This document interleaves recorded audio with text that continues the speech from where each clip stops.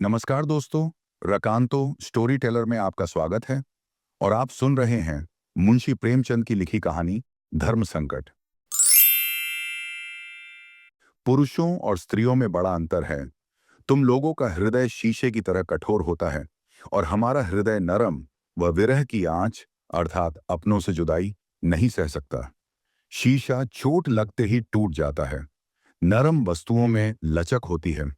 चलो, बातें न बनाओ। दिन भर तुम्हारी राह देखूं, रात भर घड़ी की सुइयां, तब कहीं आपके दर्शन होते हैं। मैं तो सदैव तुम्हें अपने हृदय मंदिर में छिपाए रखता हूं। ठीक बतलाओ, कब आओगे? 11 बजे, परंतु पिछला दरवाजा खुला रखना।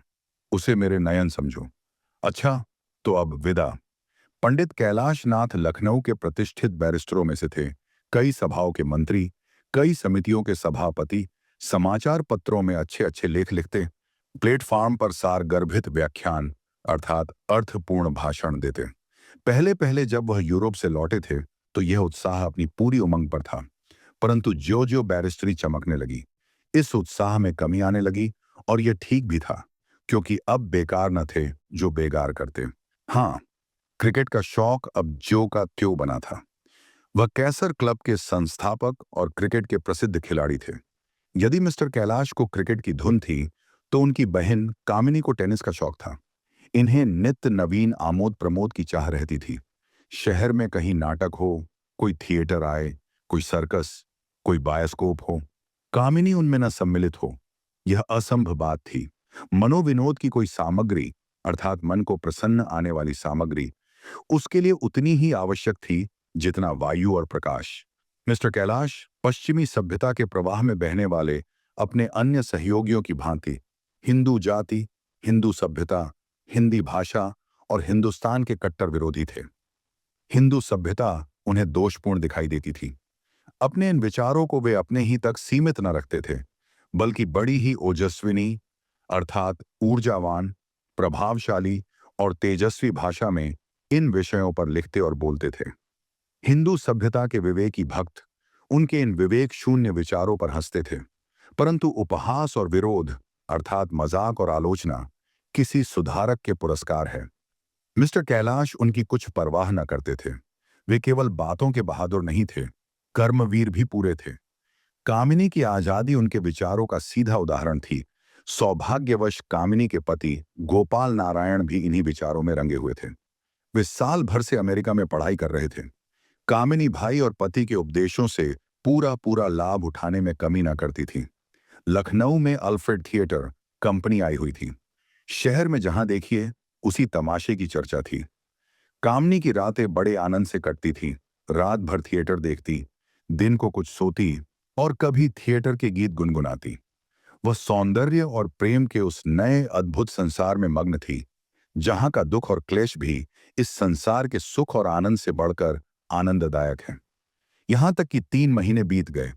प्रेम और आनंद के इन अनुभवों का उसके दिल पर असर होना स्वाभाविक था, खासकर उसकी छड़ती जवानी में। और आखिरकार असर हुआ। इसकी शुरुआत भी वैसे ही हुई जैसे अक्सर हुआ करती है। थिएटर हॉल में एक सुधरे सजीले युवक की आंखें कामिनी की ओर उठने लगी। वह रूपवती और चंचला थी, इसलिए पहले उसे नजरों में कोई खास बात नहीं लगी। आंखों और सुंदरता का गहरा संबंध होता है। पुरुष का घूरना और स्त्री का लजाना स्वाभाविक है। कुछ दिनों के बाद कामिनी को इस चितवन में कुछ गुप्त भाव झलकने लगे। मंत्र अपना काम करने लगा। फिर नयनों में परस्पर बातें होने लगी। नयन मिल गए, प्रेम गहरा हो गया। कामिनी एक दिन के लिए भी यदि किसी दूसरे उत्सव में चली जाती तो वहां उसका मन न लगता, जी उचटने लगता, आंखें किसी को ढूंढने लगती। अंत में लज्जा का बांध टूट गया। दिल के विचार शब्दों में बदल गए और मौन का ताला टूट गया। प्रेम वार्ता होने लगी। पद्य के बाद गद्य की बारी आई और फिर दोनों मिलन की सीमा पर पहुंच गए। इसके पश्चात जो कुछ हुआ उसकी झलक हम पहले ही देख चुके हैं। इस नव युवक का नाम रूपचंद था। पंजाब का रहने वाला, संस्कृत का शास्त्री, हिंदी साहित्य का पूर्ण पंडित, अंग्रेजी का एमए, लखनऊ की एक बड़ी लोहे के कारखाने का मैनेजर था। घर में रूपवती स्त्री, 2 प्यारे बच्चे थे। अपने साथियों में सदाचरण के लिए प्रसिद्ध था। जवानी की उमंग, न स्वभाव का छिछोरापन। घर गृहस्थी में जकड़ा हुआ था मालूम नहीं, वह कौन सा आकर्षण था जिसने उसे इस प्रेम के जाल में फंसा लिया, जहां केवल दुख और पाप की आग जल रही थी। और अभागी कामिनी को क्या कहा जाए, जिसकी प्रीति की बाढ़ ने धीरता और विवेक का बांध तोड़कर अपनी तरल तरंग में नीति और मर्यादा की टूटी फूटी झोपड़ी को डुबा दिया। ये पूर्व जन्म के संस्कार थे। रात के 10 बज गए थे। कामिनी लैंप के सामने बैठी हुई चिट्ठियां लिख रही थी। पहला पत्र रूपचंद के नाम था। कैलाश भवन, लखनऊ प्राणाधार। तुम्हारे पत्र को पढ़कर प्राण निकल गए। उफ, अभी 1 महीना लगेगा। इतने दिनों में कदाचित तुम्हें यहां मेरी राख भी न मिलेगी। तुमसे अपने दुख क्या रो, बनावटी आरोपों से डरती हूं। जो कुछ मेरे ऊपर बीत रही है वह सिर्फ मैं ही जानती हूं। लेकिन बिना अपनी जुदाई की कहानी सुनाए दिल की जलन कैसे शांत होगी? यह जलती हुई आग कैसे ठंडी होगी? अब समझ में आया कि अगर प्रेम में आग है तो वियोग उसमें घी डालने का काम करता है। थिएटर अब भी जाती हूं, पर आनंद के लिए नहीं, बल्कि रोने और अपने दर्द को कम करने के लिए। रोने में ही चित्त को कुछ शांति मिलती है। आंसू उमड़े चले आते हैं। मेरा जीवन शुष्क और नीरस हो गया है। न किसी से मिलने को जी चाहता है, न खुशी या मनोरंजन में मन लगता है। परसों डॉक्टर केलकर का व्याख्यान था। भाई साहब ने बहुत आग्रह किया, पर मैं न जा सकी। प्यारे, मौत से पहले मत मारो। आनंद के गिने चुने क्षणों में दूरी का दुख मत दो। आओ, यथासाध्य शीघ्र आओ और गले लगकर मेरे हृदय का ताप बुझाओ। अन्यथा आश्चर्य नहीं कि विरह का यह अथाह सागर मुझे निगल जाए। तुम्हारी कामिनी। इसके बाद कामिनी ने दूसरा पत्र पति को लिखा। माय डियर गोपाल, अब तक तुम्हारे 2 पत्र आए, परंतु खेद, मैं उनका उत्तर न दे सकी। 2 हफ्तों से सिर में इतनी तेज दर्द हो रहा है कि इसे सहना मुश्किल हो रहा है। पर अब कुछ स्वस्थ हूं। कुछ चिंता मत करना। तुमने जो नाटक भेजे उनके लिए हार्दिक धन्यवाद देती हूं। स्वस्थ हो जाने पर पढ़ना आरंभ करोगी। तुम वहां के मनोहर दृश्यों का वर्णन मत किया करो। मुझे तुम पर ईर्ष्या होती है। यदि मैं आग्रह करूं तो भाई साहब वहां तक पहुंचा तो देंगे, परंतु इनके खर्च इतने अधिक है कि इनसे नियमित रूप से सहाय मिलना कठिन है, और इस समय तुम पर भार देना भी कठिन है। ईश्वर चाहेगा तो वह दिन शीघ्र देखने में आएगा जब मैं तुम्हारे साथ आनंद पूर्वक वहां की सैर करूंगी। मैं इस समय तुम्हें कोई कष्ट देना नहीं चाहती। आशा है तुम सकुशल होगे। तुम्हारी कामिनी। लखनऊ के सेशन जज की अदालत में बड़ी भीड़ थी। अदालत के कमरे ठसाठस भर गए थे। तिल रखने की जगह न थी। सबकी दृष्टि बड़ी उत्सुकता के साथ जज के सम्मुख खड़ी एक सुंदर और आकर्षक महिला पर लगी हुई थी। यह कामिनी थी। उसका मुंह धूमिल हो रहा था। माथे पर पसीने की बूंदें चमक रही थीं। कमरे में गहरी शांति थी। सिर्फ वकीलों की फुसफुसाहट और सिपाही की आवाज ही कभी कभी इस शांति को तोड़ देती थी। अदालत का आंगन आदमियों से इस तरह भर गया था कि जान पड़ता था मानो सारा शहर सिमट कर यहीं आ गया है। था भी ऐसा ही। शहर की लगभग सारी दुकानें बंद थीं, और जो एक आध खुली भी थीं उन पर लड़के बैठे ताश खेल रहे थे, क्योंकि कोई ग्राहक न था। शहर से कचहरी तक आदमियों का तांता लगा हुआ था। कामिनी को निमिष मात्र देखने के लिए, उसके मुंह से एक बात सुनने के लिए इस समय प्रत्येक आदमी अपना सर्वस्व निछावर करने पर तैयार था। वे लोग जो कभी पंडित दाता दयाल शर्मा जैसा प्रभावशाली वक्ता की वक्तृता सुनने के लिए घर से बाहर नहीं निकले, वे जिन्होंने नवजवान मनचले बेटों को अल्फ्रेड थिएटर में जाने की आज्ञा नहीं दी, वे एकांत प्रिय जिन्हें वायसराय के शुभागमन तक की खबर न हुई थी, वे शांति के उपासक जो मुहर्रम की चहल पहल देखने को अपनी कुटिया से बाहर ना निकलते थे, वे सभी आज गिरते पड़ते, उठते बैठते कचहरी की ओर दौड़े जा रहे थे। बेचारी स्त्रियां अपने भाग्य को कोसती हुई अपनी अपनी अटारियों पर चढ़कर विवशतापूर्ण उत्सुक दृष्टि से उस तरफ ताक रही थी जिधर उनके विचार से कचहरी थी। लेकिन उनकी गरीब आंखें बेरहम इमारतों की दीवारों से टकराकर वापस लौट आती थीं। यह सब कुछ इसलिए हो रहा था कि आज अदालत में एक बड़ा मनोहर अद्भुत अभिनय होने वाला था, जिस पर अल्फ्रेड थिएटर के हजारों अभिनय बलिदान थे। आज एक गुप्त रहस्य खुलने वाला था जो अंधेरे में छोटी सी बात लगती है, लेकिन प्रकाश में आकर पहाड़ जैसी बड़ी बन जाती है। इस घटना के संबंध में लोग टीका टिप्पणी कर रहे थे। कोई कहता था, यह असंभव है कि रूपचंद जैसे शिक्षित व्यक्ति ऐसा दूषित कर्म करे। पुलिस का यह बयान है तो हुआ करे। गवाह पुलिस के बयान का समर्थन करते हैं तो किया करें। यह पुलिस का अत्याचार है, अन्याय है।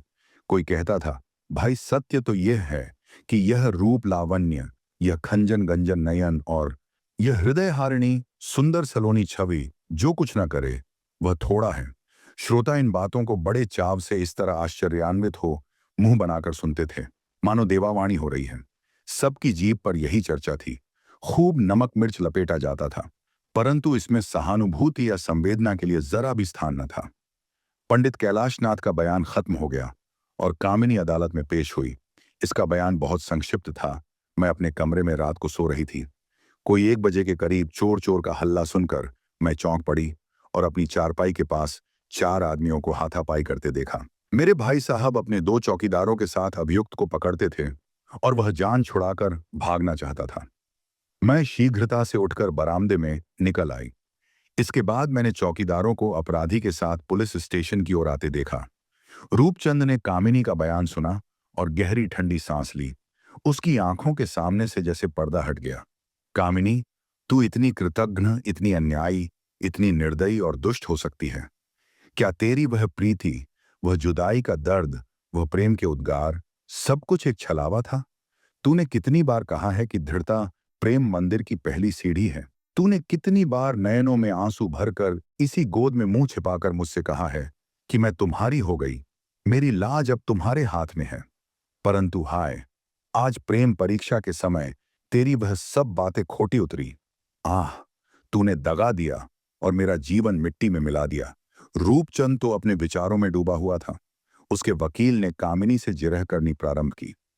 वकील, क्या तुम सत्य निष्ठा के साथ कह सकती हो कि रूपचंद तुम्हारे मकान पर अक्सर नहीं जाया करता था?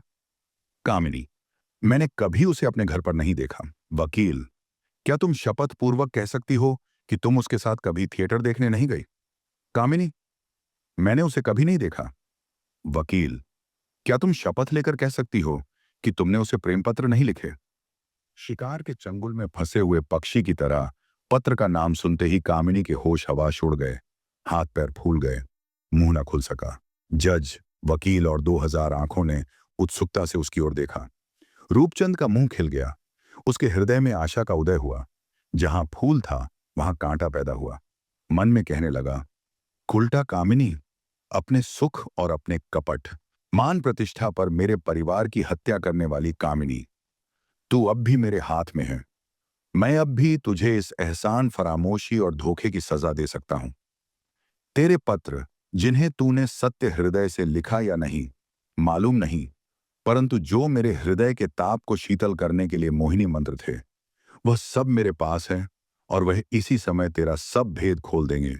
इस क्रोध से उन्मत्त होकर रूपचंद ने अपने कोट के पॉकेट में हाथ डाला। जज, वकीलों और 2000 आंखों ने उसकी ओर छातक पक्षी की तरह देखा। तब कामिनी की विकल आंखें चारों से हताश होकर रूपचंद की ओर पहुंची। उनमें इस समय लज्जा थी, दया, भिक्षा की प्रार्थना थी और व्याकुलता थी।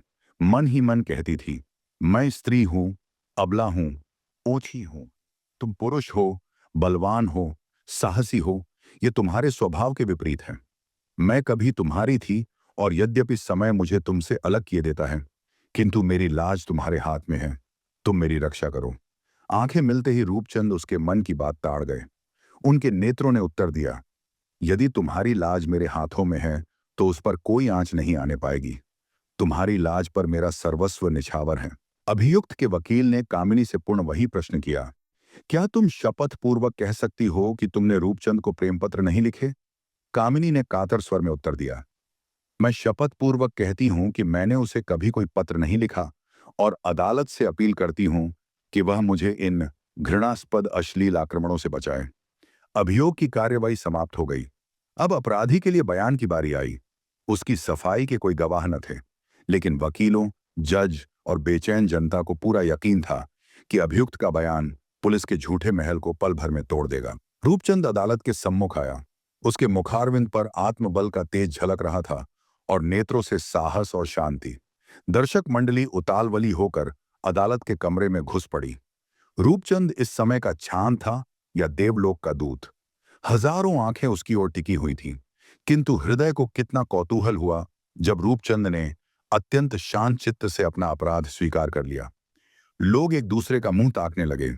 अभियुक्त का बयान समाप्त होते ही कोलाहल मच गया। सभी इसकी आलोचना प्रत्यालोचना करने लगे। सबके मुंह पर आश्चर्य था, संदेह था और निराशा थी। कामिनी की कृतज्ञता और निष्ठुरता पर सब धिक्कार रहे थे। प्रत्येक मनुष्य शपथ खाने पर तैयार था कि रूपचंद निर्दोष है। प्रेम ने उसके मुंह पर ताला लगा दिया है। पर कुछ ऐसे भी दूसरे के दुख में प्रसन्न होने वाले स्वभाव के लोग थे, जो उसके इस साहस पर हंसते और मजाक उड़ाते थे। 2 घंटे बीत गए। अदालत में पुनः एक बार शांति का राज्य हुआ। जज साहब फैसला सुनाने के लिए खड़े हुए। फैसला बहुत संक्षिप्त था। अभियुक्त जवान है, शिक्षित है और सभ्य है, इसलिए आंखों का अंधा। उसे एक ऐसा दंड देना जरूरी है जो सबक सिखाए। अपराध स्वीकार करने से उसका दंड कम नहीं होता।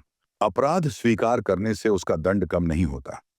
अत मैं उसे 5 वर्ष के सपरिश्रम कारावास की सजा देता हूं। 2000 मनुष्यों ने हृदय थामकर फैसला सुना।